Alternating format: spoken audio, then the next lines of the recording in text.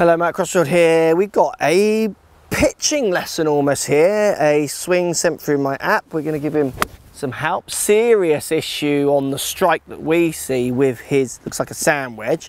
And I'm quite enjoying this one because we don't get many swings like this. It's always drivers. People do always think it's their driver that's the problem. Always like that one. Often when I do tests with people, they hit their driver and they do slice it a bit, and let's say they hit 2 out of bounds in a round that costs them 4 shots, playing off say 15 handicap. We do some irons and they don't hit 1 on the green, but they don't see that as the problem because they're going to find that ball. The fact that they're dropping say 8 shots that way, they want to work on the 4 shots because the driver's more dramatic. It's a lost ball, you know, it's a big kind of blowout in their head. But actually when you break it down the shots lost, then they're not hitting the green with their 7 iron ever, or kind of between 9 through to 5 iron.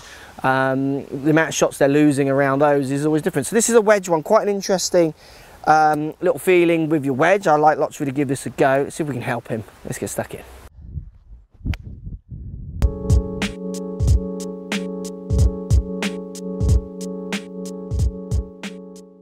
Okay, watch the swing. It's quite a good swing. It from the back camera here, it looks like quite a decent mover, and the strike is kind of low and toey or low and necky, or kind of necky, I can't tell. It looks like low and toey, and the ball just skims off to the right. You know, it's a pretty disastrous shot for the amount of club he's got in his hand. He could be hitting a 300-yard drive into a 380-yard hole, 80 yards in, and does that. This in theory is the easy bit. Now what I see with this, and I see this quite a lot with golfers, he's got a sand wedge in his hand, but he's still making maybe his driver swing. So it looks a little bit first off like he kind of pulls back and up.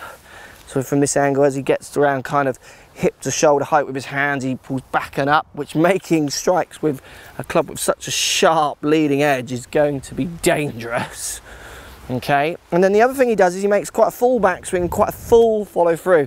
For me, this is my 56-degree wedge. I would always be hitting balls so middle to slightly back in my stance, slightly bit more weight on my front foot, maybe 70, kind of neat little shoulder turn, hand stop, neat little shoulder turn, hand stop. I've got no extra arms going beyond my shoulders. It's a tight little punchy thump forwards. I am all about trying to control face and path and strike. I'm not going to put any, if I try and hit a sand wedge like a driver, I also feel with the amount of loft kind of contradicting where the leading edge points, because the loft often can point in a different place to the leading edge. Certainly if you start playing with these angles, I feel like I could really miss target with it. So it's much more for me of a kind of ball the middle to slightly back, handle slightly forward, weight forwards, turning almost around my left foot more, turning more on top of the ball, and definitely when my shoulders stop turning, my arms stop. And as I come through, I try and feel that my shoulders stop turning, my arms stop. And then I'm dictating distance by how big a shoulder turn or smaller shoulder turn I make in my head. It makes the strike more crisp, more centered, and it makes me feel like I can control face because I've got no kind of wobbling, I feel like, in my arms and hands. It's much more of a setting up, a decent setup, so grip through handle position, then just to rotate through and a rotate through, and it just crisps it all up. Ball then turf first, and by having that weight forwards like that makes me really feel like I can get down into the dirt a bit more and get that ball and ground second. Got to get away from this kind of massive wind up that you get with such a small club. If you want this club to go further, use less loft. Let's pretend that's your 56. Use your 52 or use your pitching wedge, and then use the same swing. So let's pretend this is the pitching wedge, so it goes further than the 56, but I wanted to hit the same distance. I'm going to do exactly the same ideas, maybe just a smaller turn and a turn.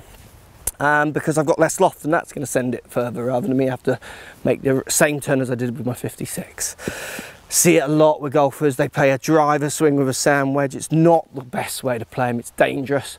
You want to be playing more knockdown little shots with wedges, much more getting on a range and working with feel, controlling how far, how forward you have the handles and the lofts and the strike to find distance, rather than thinking of all your normal kind of swing thoughts that you get out there. It's much more feel based. Get that weight left, get that handle forwards, feel like you turn on the ball and then turn through. Another great tip that helps so many as I do it with them. Feel like as your shoulders stop, your arms stop, shoulders stop, your arms stop. A more compact swing, more compact, strike centered, you'll hit more targets. Hopefully get away from those horrible scully ones. Thanks for sending. So if you like what's going on here, don't be afraid to subscribe to the channel. Also thumbs up the video, post comments, love to hear what you guys got to say. Let's keep it social. The more we talk, the more we share, the easier this game will get for everybody. So if you want to find me on Facebook here, you can find me on Facebook.